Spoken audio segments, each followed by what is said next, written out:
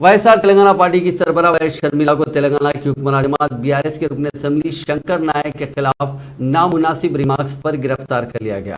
रुकन असेंबली के हामियों और बीआरएस के कारकुनों ने उनकी महबूबाबाद में जारी यात्रा को रोक दिया, जिससे वहां पर कशीदा सूरत हाल पैदा हो गई।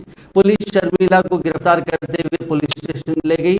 बीआरएस कायदीन ने शर्मिला के खिलाफ पुलिस से शिकायत की, जिसके बाद SC/ST एट्रोसिटीज प्रिवेंशन एक्ट के तहत मुकदमा दर्ज किया गया। पुलिस ने उनकी यात्रा की इजाजत भी मंसूख कर दी। पुलिस ने कहा कि शर्मिला को अमन और सलामती में खलल डालने के इल्जाम में गिरफ्तार किया गया। इसी दौरान शर्मिला के उन रिमार्क्स पर बीआरएस के कारकुनों ने एहतजाज किया। MLA शंकर नायक की बीवी सीता महालक्ष्मी ने इस वाक़े पर तशवीश का इजहार किया और कहा कि शर्मिला को मुआवजत करनी चाहिए।